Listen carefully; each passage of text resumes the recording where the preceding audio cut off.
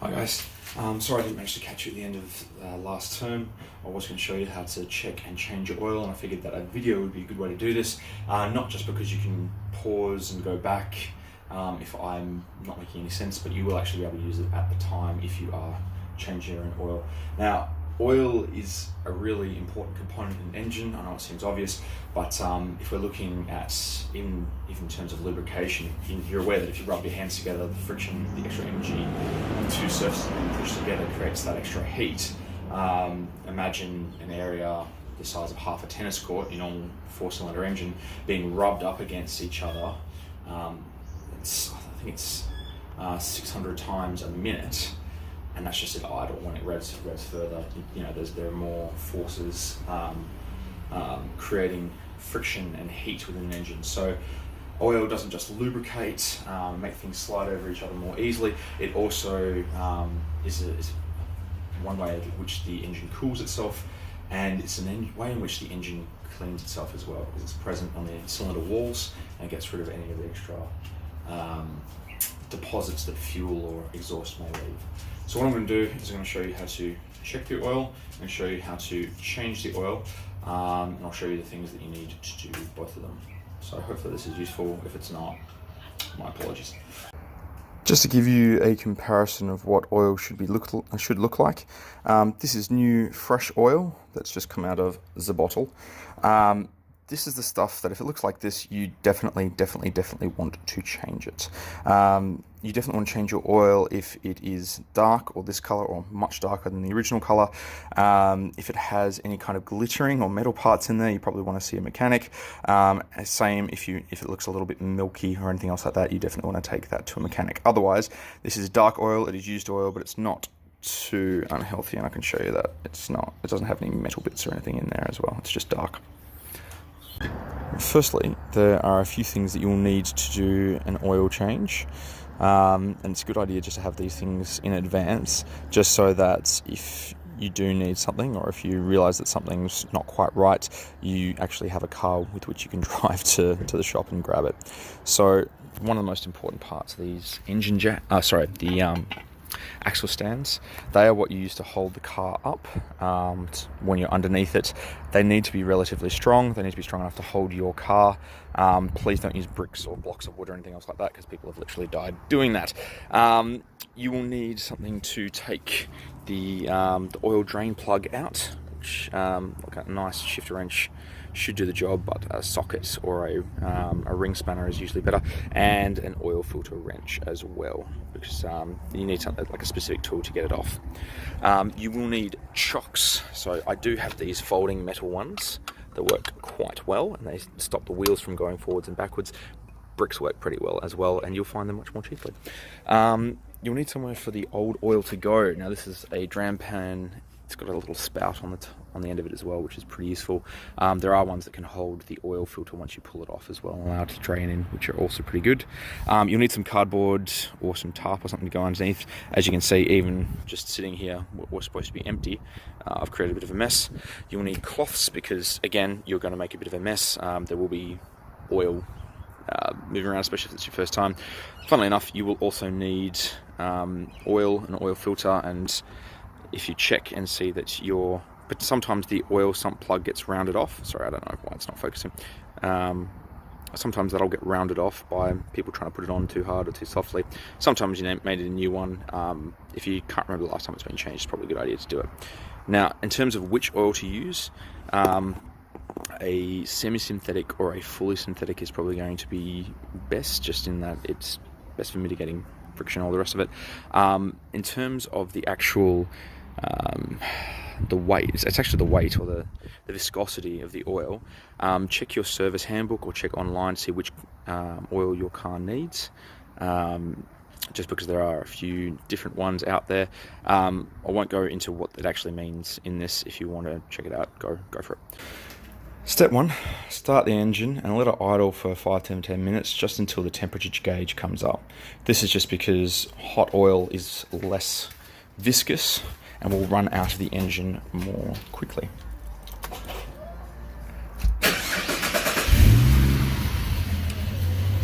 This is a good time to check or change your your air filter as well, and to see if there are any other fluids that need to be checked. You could also get your jack stands and everything else ready to go. My temperature gauge has come up, so I can start. Next, we need to set up our axle stands and our chocks so that we're ready to lift up the car. Now, chocks are kind of important in making sure that the wheels don't go forwards and backwards. So under both back wheels, you need to make sure that there is a chock in front or behind the wheel, in front and behind the wheel. I've kind of got an advantage in that my driveway naturally slopes as well. This is why I chock both wheels up when you're jacking, because if I just done one, that's not helping me too much. Next step, when you're jacking it up, especially along the front sills of the car, you can see I'm really low to the ground. You're looking for these two tabs to put your jack in between. Just slot in there nicely. If you have one of those nice little roller jacks, obviously you're looking for a flat surface of subframe, not the sides here. They won't support the weight, but you're looking for, if I can see it, something like this, some subframe to jack it up from. Make sure it's obviously towards the front of the car, because otherwise it's not going to hold the weight.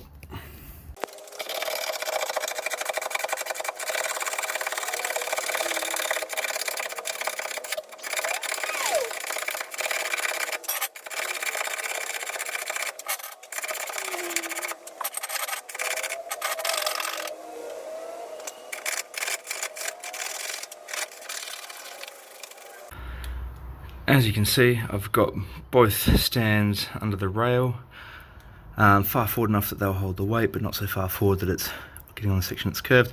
I've also left the stand there just in case, just to take a little bit more of that extra weight. Now, let's get stuff ready. Set up everything except the oil so that your cardboard or tarp is directly underneath the engine, so it needs to be all the way under to the jack stands. Your filters there, all the wrenches, pan to collect the old oil, and towels just in case you need to. Now is also a good time to put on gloves if you have them. I would highly recommend, especially if you left it idling for a while and it's nice and hot. It's also a good idea to undo your oil cap, not because you're adding oil straight away, but because there's less likely to be a vacuum in the system holding the oil in your engine. Nice and easy. Now, what you're looking for under here, as I slide myself under, is a bolt that's going to look something, I don't know if you can see it from there. It's going to, oh gosh, too close. The bolt's directly in front, this one. That's the kind of thing you're looking at. It's at the bottom of the engine, not the transmission, as you can see over there, if it focuses. But this is the bottom of the engine. It's the lowest point. It's near the back as well. That's where it's going to be. And you'll see that it has a nice rubber seal on it as well to try and hold the oil in. What you want to do now is grab your wrench and undo it. Obviously I can't do that in video at the same time, so I'm going to show you kind of what it looks like after. With your oil pan as well, try and make sure that it is covers the spot directly underneath, but it kind of sticks further out to the direction that the oil is going to spray. There may be some members in the way as well that get a little bit coated with oil, but that's where the wipes are going to come in as well. So before you undo anything, make sure the oil pan is underneath, funnily enough. Seems like a silly thing to have to say, but I'm pretty sure I've forgotten at least once. It's very messy. As I said before, sometimes the crescents won't work, particularly if yours is already rounded off, as mine was, so I used a ring spanner instead. Now what you want to do is, of course, bearing in mind that the oil is hot, you can do this with a cloth. I'm being stupid. I'm not. You're going to... Oh, I missed. There you go. That's why you have it underneath, because otherwise it's going to go everywhere. You undo. There you go. And that is one of the reasons why you want to wear gloves, because that is hot. Right, let it drain out. Make sure that the oil is going to drain inside your pan. Sometimes there are little extra bits that like to spray off in different directions, as you can see here. Dear goodness. Wait for it all to drain. Obviously, probably something I should have said before, but I didn't. Make sure that your drain pan is large enough to take all of the oil in your car. Obviously, if you have 6 litres of oil in your car and 5-litre oil pan, it's going to get messy really quickly. So take this time to wipe stuff off now and to get ready to take off the oil filter.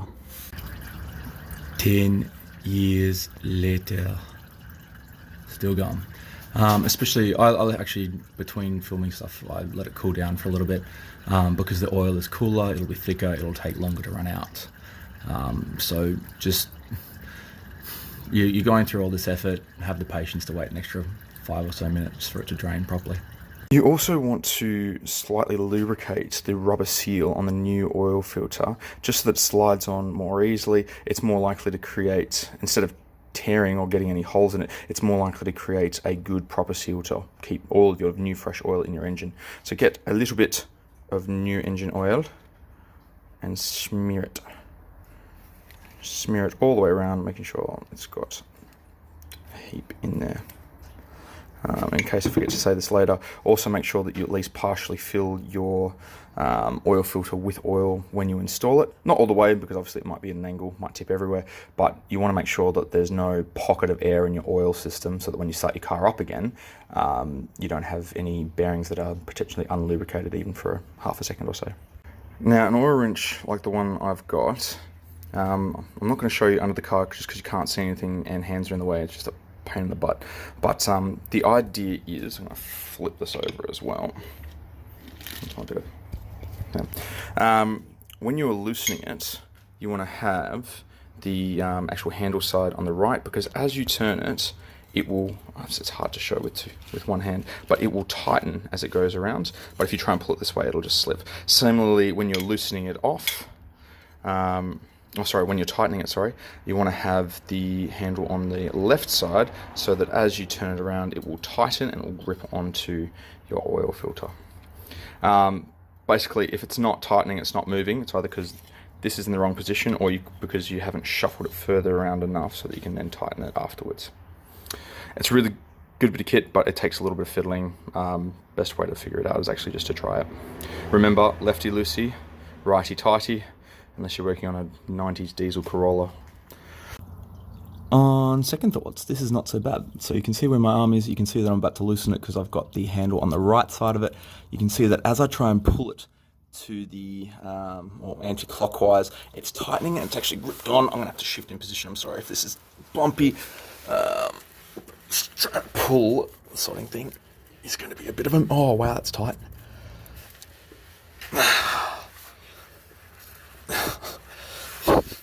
This is where two hands would come in really handy. Oh, because, oh, there we go. Yep, it's starting to loosen. There it is. I may have over-tightened it last time, I think, but you can see that it's rotating. It's just taking its time. I am not worried about whether that one was on properly. Okay. So obviously, as you turn it, the easier it'll get. I do have these ones with a nut on the end. The nut's not great. The paint gets in the way. So as you can see, I'm just sliding and shuffling. The oil is going to start to leak pretty much onto the phone very soon, so I'm going to shift it out of the way. But make sure that your bucket or your tray or whatever you're using to catch the oil is also now underneath this, because there's going to be some more oil coming out. Right, once everything's pretty much drained, you've wiped most of it off underneath. I'll have to wipe that again. Install your old bolt, or in my case your new bolts. Make sure it's nice and tight, that one. You'll also want to, oh, where is it? I'm trying to show you where it is. There we go. Put your new oil filter in place. You can see I definitely added some fresh oil to it. I haven't tightened either of these up yet. I need to tighten and clean up beforehand. You want to wipe off the excess oil, just because any metal parts that have oil on them afterwards are going to heat up and they're actually going to smoke. It's going to smell pretty bad, so clean up as much as you can. Alright, you can see I'm tightening this back up. The idea is that you want to, oh gosh, tighten it as much as you can. Oh, sorry, I'm going to have to swap hands because it's just a pain in the butt. Oh, I still need to clean more. So it actually comes up on camera. You want to tighten as much as you can by hand, and then tighten it another 3/4 of a turn. So I've already done a little bit of tightening. Obviously try and make sure that no metal parts get in the way. So my engine mount is now in the way. I need to shuffle further down slightly. Oh, it's not engine mount, it's aircon compressor. Anyway, So you can see I'm tightening. Basically, if it's starting to get difficult with a wrench, you're done. You don't need to do anymore. Again, this would be so much easier with it. Yep, no, you get the point. While you're still up on stands, you've got everything still in place, including your drain plugs. After you've tightened everything up, add about half of the volume that you know that you're going to need of oil in and check to see if there are any leaks. So I know that my engine takes about 6 litres of oil, so I'm going to add 3, just slowly, gently, all the rest of it, and then check underneath. So a little bit more.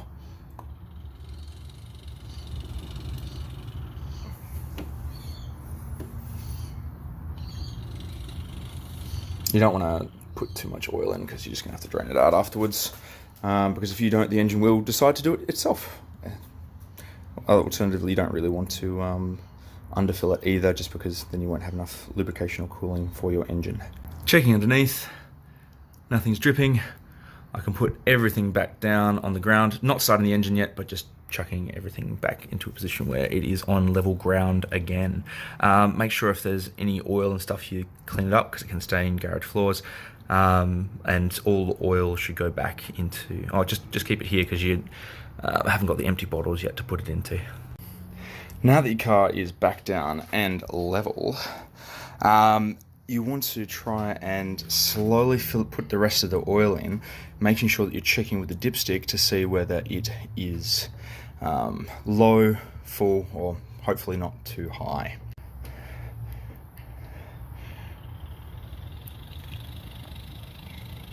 A funnel does make this a heap easier, but it's not necessary, it just makes it cleaner. So I've waited for all the oil to go in. I've got a cloth ready to wipe it, but I've only got one hand, so that's why I'm doing it. Again, you want to check with your oil dipstick. Have a quick wipe. Don't look at it first. That's not the first reading. There might be some extra oil in the dipstick tube. Oh my goodness.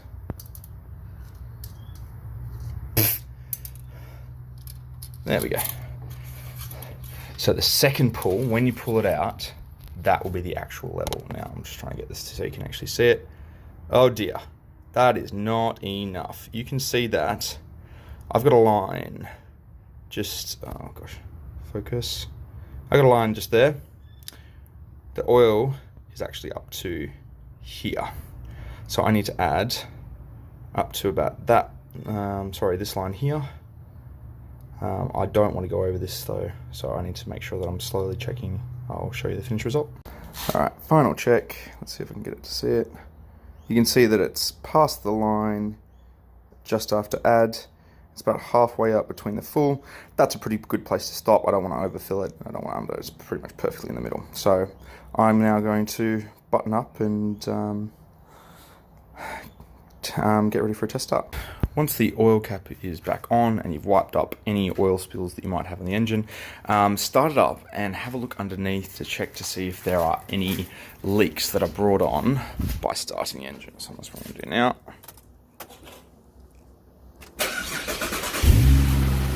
Listen for any strange sounds. There shouldn't be any ticking or slapping or anything else like that. I'm having a look underneath.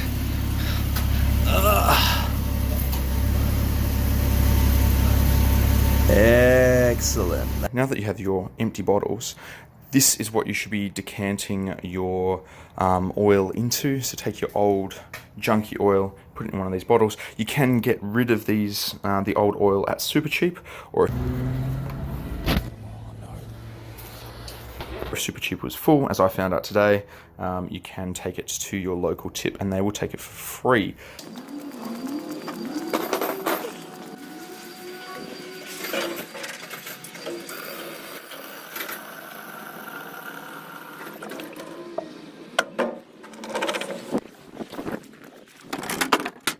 Oil filter, much the same, needs to be taken to the tip because it's full of junky oil. Once you've let it idle for a while, turn it off and recheck the oil level, just because sometimes there are some sections of the oil that may have been empty that you've just now filled up by turning the engine on.